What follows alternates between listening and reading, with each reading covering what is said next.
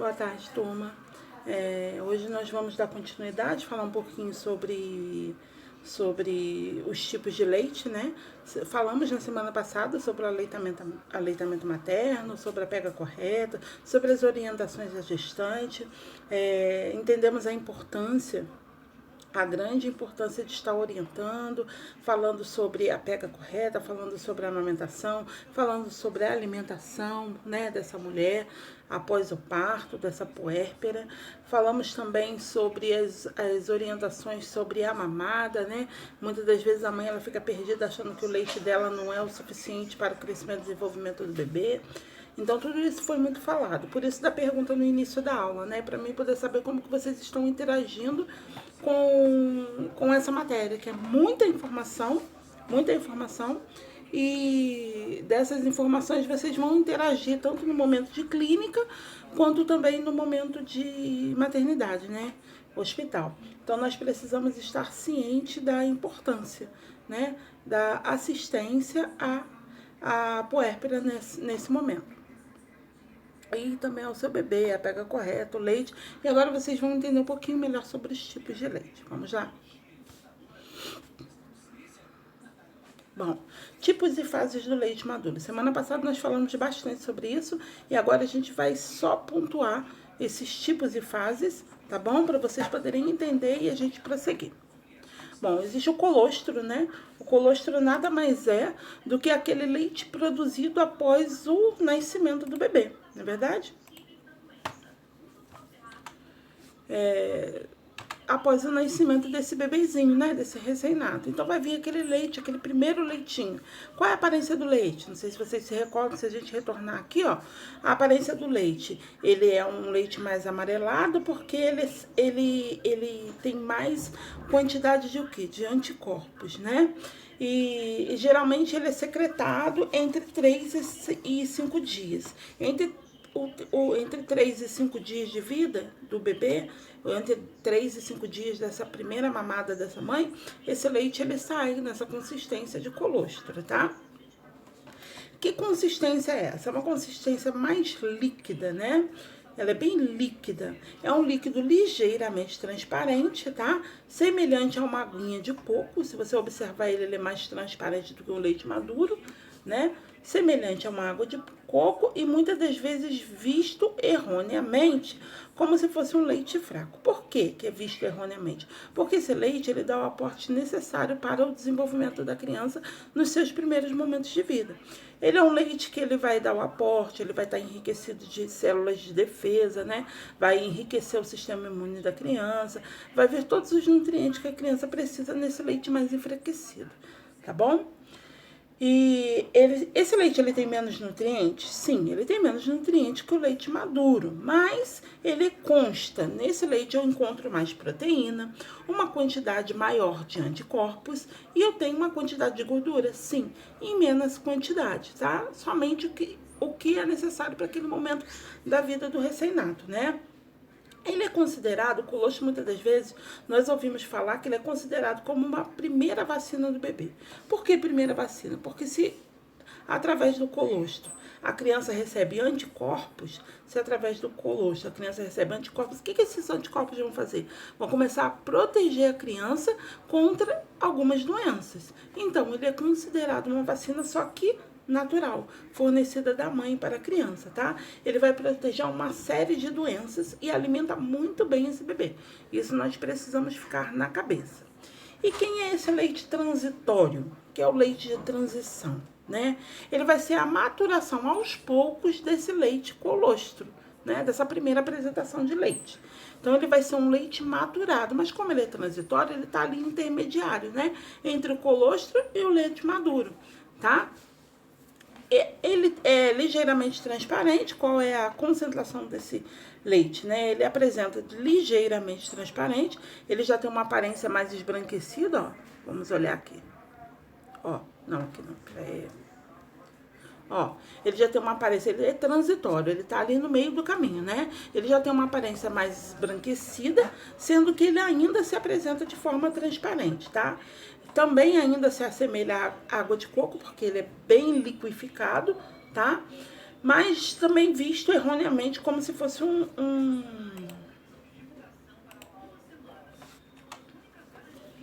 ele é mais forte que o colostro, ele tem uma apresentação mais forte, ele fica ali ponderando entre os dois leites, e sua composição se modifica de uma forma gradual e progressiva. Como ele está na transição, nos primeiros dias, após o 5º dia, que é a apresentação de colostro, ele vai modificando a sua forma.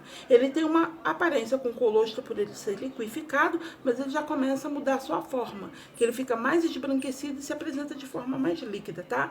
E isso vai acontecendo de forma progressiva, gradual. Tá? Isso vai sendo modificado até ele chegar na apresentação madura. Em geral, o leite é produzido entre o 6º dia, né? Até o 5º dia eu tenho colostro, do 6º ao 15º dia eu tenho a apresentação desse leite transitório, tá? Esse leite ele é enriquecido de gordura, lactose, por isso que ele já tem essa apresentação mais láctea, né? Ele é mais esbranquecido, enquanto o volume de proteínas e probióticos diminui. Então, quer dizer, as células do sistema imunitário, elas estão decaindo, porque a criança ela começa a adquirir o seu próprio sistema imune, né? E as proteínas também vão se diminuir, porque eu tenho um aumento de lactose, ok? As fibras que estimulam o crescimento de bactérias saudáveis no intestino e auxiliam no seu funcionamento. Então, quando eu falo de probióticos, eu estou falando das fibras que vão começar a dar suporte ao bom desenvolvimento do sistema intestinal, ok? Nestas fases, as mamas elas já aparecem cheias, porém mais firmes e também muito pesadas, porque ela está ainda nessa transição, nessa transformação, né? Então, ela pode aparecer muito pesada e muito densa, tá? As mamadas do bebê nesse momento são frequentes, tá? O que ajuda a aliviar o engurgitamento, né? O que ajuda a aliviar esse peso e essa sensação de engurgitado, de superlotado, ok? E o leite maduro? Quem é esse leite maduro? Ó, é o leite maduro, né? Que ele vai apresentar a partir do 25º dia, né? As mamas, elas produzem o leite maduro cerca de duas semanas após o parto. Então, a partir do 15º dia, ele começa a se tornar um leite maduro. E sendo fundamentado como leite maduro a partir do 25º, tá? Em seu estágio final e definitivo, ok? O alimento ele vai conter nutrientes necessários para o desenvolvimento físico e cognitivo desse bebê, tá? E sua composição vai trazer um equilíbrio perfeito entre macronutrientes. Quem são eles? Proteínas, lipídios e seus carboidratos, tá? E os micronutrientes, quem são elas? As vitaminas, como as vitaminas A e C, minerais, ferros, cálcio e também o zinco. Sendo assim, é o suficiente para alimentar exclusivamente o bebê até os 6 meses de vida, como nós já estudamos na aula anterior, tá? Curiosamente, a composição do leite humano não é constante. Sua composição pode mudar a cada mamada, principalmente no que diz respeito à proporção de gordura. Às vezes ele é mais fino e aguado, contendo importantes carboidratos, proteínas e vitaminas. Em outras ocasiões, mais grosso, cremoso, portanto, está oferecendo gordura. O que quer dizer isso a vocês? Primeiro, ó, se ele tem uma apresentação mais liquificada, ele vai estar ali apresentando algumas proteínas, vitaminas e carboidratos que são necessários para o sustento, né, para o desenvolvimento do RN. Agora, se ele modifica a sua composição para um leite mais grosseiro, ele vai estar apresentando o quê? Vai estar uma apresentação mais gordurosa. Vamos entender que o bebê ele precisa dessa capa de gordura, até para fazer essa proteção térmica no seu corpinho, ok? Então, esse leite ele vai estar sempre fazendo a entrega de acordo com a necessidade, tá? E aí falamos dessas vacinas, falamos da vacina natural, né? Que é a primeira vacina natural da criança, que é a recepção do colostro, né? E agora a gente vai falar da vacina propriamente dita, tá? Quem são essas vacinas? Precisamos entender que vacinas são produtos biológicos, né? Que protegem as pessoas contra determinadas doenças. Então, tem a vacina como um produto, tá? São constituídas por agentes patógenos. Então, sempre constituídas por vírus, bactérias que causam o quê? Patologias, as doenças, né? Só que qual é a composição da vacina? Ela vem para prevenir, né? Previamente atenuados ou mortos ou fragmentados desses agentes. Se eu quero prevenção, eu não posso utilizar o vírus vivo, né? Eu preciso utilizar esse vírus, fragmentos desse vírus, fragmentos, né? Eles atenuados ainda apresentando vivos ou mortos, mas só fragmentos. E a vacina, vocês vão observar aí com o decorrer da aula, que ela vai provocar o sistema imune a criar uma defesa em cima daquele tipo de patologia, sem adoecer o indivíduo, tá? Então, a vacina, ela nunca vai adoecer.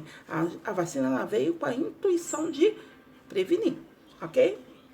As vacinas possibilitam a chamada memória imunológica. Então, a partir do momento que o corpo ele entra em contato com aquele fragmento, ou ele entra em contato com aquele vírus vivo ou morto, atenuado ou morto, ele vai criar uma defesa, uma memória imunitária, que é o sistema de defesa contra aquele tipo de doença. Quando o corpo ele vier a ter contato com aquele vírus vivo, ele não vai reagir com a forma mais grave da doença, ok?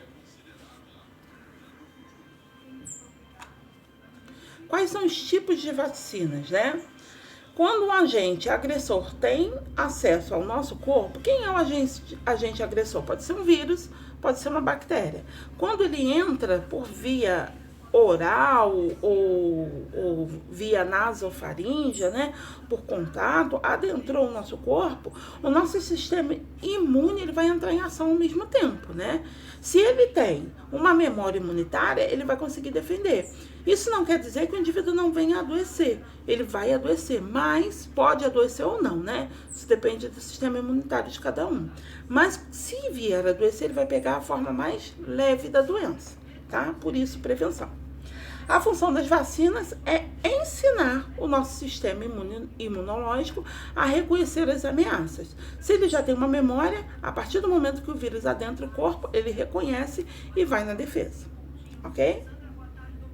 Para isso, as vacinas são preparadas a partir de componentes do próprio agente agressor, do próprio vírus ou bactéria, ou de um agente semelhante ao causador da doença. Ou eu vou utilizar o próprio vírus ou um agente semelhante, uma capa de um vírus, um fragmento de um vírus, um fragmento de uma bactéria, ok? Porém, os micro-organismos utilizados estão na forma atenuada, enfraquecida. Então, ele não tem a possibilidade de causar doença. Ele só provoca o sistema imune, ok? Ou inativada, morta. Eu utilizo uma fragmentada ou morta, tá? Então, vamos conferir algumas informações? Quem são as vacinas atenuadas? São micro-organismos, bactérias ou vivos, obtidos a partir de um indivíduo animal infectado. Então, eu pego um vírus ou um micro-organismo de um indivíduo que foi infectado, né? E atenuado por passagens sucessivas em meio de cultura ou culturas celulares, diminuindo assim o seu poder infeccioso. Então, a partir daí, eu vou desativar esse vírus, né? Esse vírus ele vai ser estudado e eu vou utilizar fragmentos desse vírus. Muitas das vezes eu vou utilizar a carga genética do vírus ou parte fragmentar desse vírus, uma cápsula, para poder fazer a produção dessa vacina, tá? Quais são os... Aí, com isso, eu tenho, né, a resposta ali, que é diminuir o seu processo infeccioso. Ele vai vir para prevenir, causar memória imune e não para adoecer, ok? Quais são as vacinas que são atenuadas? Eu tenho a cachumba, a rubéola, a febre amarela, a varíola, os rotavírus, BCG, poliomielite, que são as orais, são exemplos de vacinações atenuadas, tá? E aqui nesse gráfico aqui, eu tenho o vírus selvagem na apresentação, né, que adoecerá o indivíduo. Aí eu tenho ele atenuado ou modificado, isso quer dizer que você desligou parte do vírus e vai utilizar só a capa do vírus para poder fazer para poder provocar o sistema imune a reagir e criar memória imunológica, desculpa.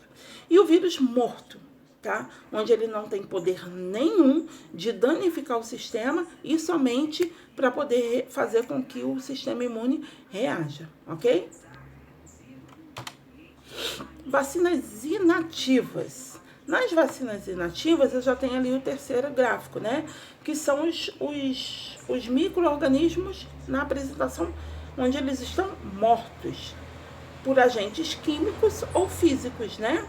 A grande vantagem dessas vacinas inativadas é a total ausência do poder infeccioso. Então, quando a vacina ela é inativada, não existe possibilidade alguma do indivíduo vir a adoecer por conta dessa vacinação, tá? Agora, quando ela é atenuada, muitas das vezes o indivíduo vai apresentar alguns sintomas, né? Febre, dor no corpo, se for criança vai ficar um pouco enjoadinha. Por quê? Porque ela vai ter contato com parte do vírus.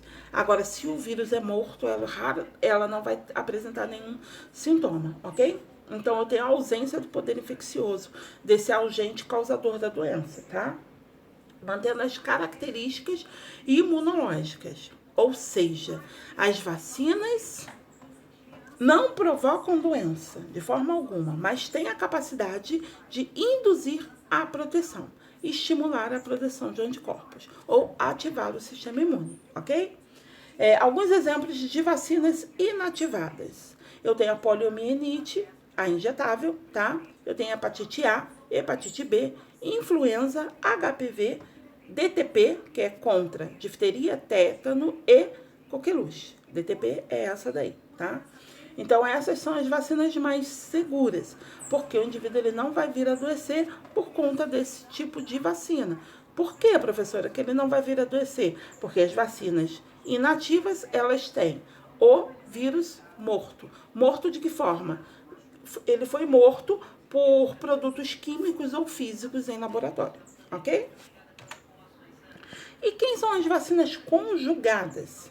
Vacinas conjugadas são aquelas produzidas para combater diferentes tipos de doenças causadas por bactérias, chamadas encapsuladas. Essas bactérias encapsuladas, elas são as mais fortes e as mais difíceis do profissional da área de saúde combatê-la, né? Do sistema de saúde combater. Que possuem capa protetora, composta por polissacarídeos, substâncias parecidas com açúcares. Então, a bactéria ela tem essa capa de açúcar para poder fazer proteção do seu código genético. Então, ela faz essa capa protetora para que dificulte o acesso ao código genético para poder desativar a bactéria, tá? Para essas vacinas, para que essas vacinas tenham proteção mais duradoura, é preciso que junte a esta cápsula protetora uma proteína. Exemplo, a vacina pneumocócica 23. Ela protege contra 23 tipos de pneumonia. Tá? Então, nesse tipo de vacina, elas são conjugadas, porque elas vão ir contra uma bactéria muito potente. Então, se conjuga, né, para poder tentar colocar uma proteína entre essa proteção de açúcares para poder fazer com que eu desative e traga a resposta imune, tá? Resposta imune, traga essa resposta imune ao organismo, ok? Essas são as vacinas conjugadas, 23 valentes. Vacinas combinadas. As vacinas combinadas já são outra classe de vacinas, né? São as vacinas que elas são aplicadas em uma única dose. Isto quer dizer que uma única picada protege a criança contra várias doenças, tá? Essas vacinas combinadas substituem a aplicação de vacinas em separado, diminuindo efeitos colaterais, como febre, mal-estar e dor. Então, as vacinas combinadas, a criança vai receber combinações de vacina que vai fazer com que ela diminua esse efeito colateral da doença. Isso é benéfico, né? Exemplo, vacina Hexa, que é combinada de difteria, tétano, coqueluche, polio inativada, IB e hepatite B, tá? Então, elas são combinadas e são aplicadas em uma única dose, ok? Aqui, eu coloquei para vocês um esqueminha, porque tem gente que gosta muito de fazer essas anotações.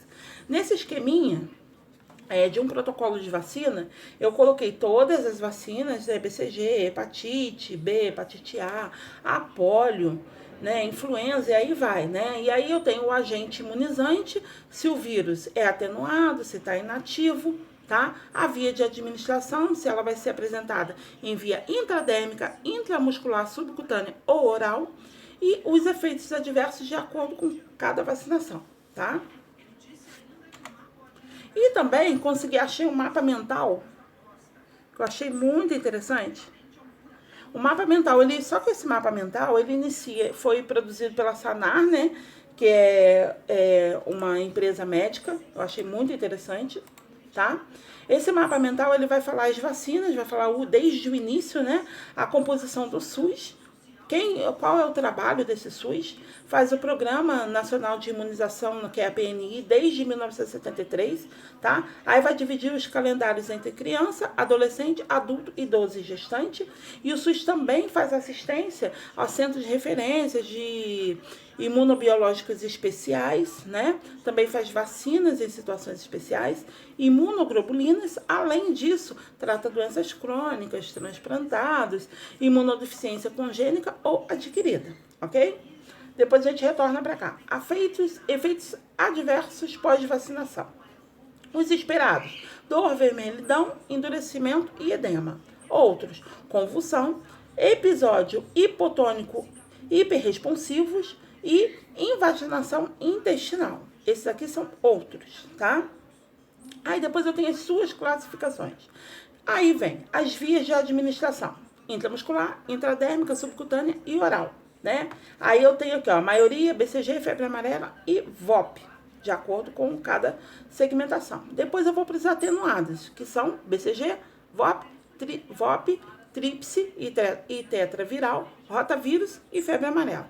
As inativadas, todas as outras. Eu acho que, para quem gosta de mapa mental, eu acho que isso daí vai ajudar muita coisa, tá? Eu tenho um mapa mental para quem gosta de estudar assim, e eu tenho aqui a apresentação em tabela, para vocês fazerem as anotações. Eu sei que vocês já tiveram tudo isso lá em saúde pública, mas agora voltada em pediatria, eu acho importante relembrar um pouquinho dessa situação, tá bom? E ficamos por aqui. Até a próxima aula. Espero que todos vocês tenham interagido, né, com a pergunta que eu deixei lá na plataforma. E depois da aula eu vou lançar algumas informações complementares, ok? Qualquer dúvida que a turma tiver, qualquer pergunta que quiser fazer, pode usar a plataforma para fazer as perguntas. Estou online com vocês até o final dessa aula. Espero que vocês interajam bastante. Todas as atividades que são passadas para vocês, o intuito da atividade é fazer com que vocês interajam com a disciplina. A disciplina até agora foi falada de muita coisa que muitas de vocês, para quem é mulher, né, não precisa ser mãe, basta ser mulher, já observou, se eu não sou mãe, já observou algum parente amamentando e passando por todas essas sequelas no momento da amamentação por falta de informação de profissionais da área de saúde. Se eu sou mãe, eu tenho experiência própria para contar. Se a gente estivesse em sala de aula, eu ia fazer alguns debates com vocês, falando não somente dessa pega correta, deixando com que as mulheres que já passaram por esse episódio falar e comentar como que foi, e também deixaria as meninas falarem sobre o estudo e qual é a sua perspectiva de ajuda. Mas infelizmente a gente está em ambiente online. Mas eu pedi na semana passada que vocês pegassem todas as orientações que foram dadas até o momento e utilizassem essas orientações para poder fazer algumas orientações a alguns familiares que estivessem amamentando. Claro que isso não vai ser possível para todas vocês, né? Observar, ensinar a pega correta, observar a apresentação da mama da mãe, para observar, para ver se tem alguma lesão, se já está com aqueles processos inflamatórios. Para quem tem alguém que teve bebê por perto, vai ser muito proveitoso. Agora, para quem não tem, eu coloquei o material complementar para poder auxiliar essa visualização. Eu espero que vocês estejam interagindo bem com a matéria e aguardo vocês na próxima aula, viu? Beijo, beijo!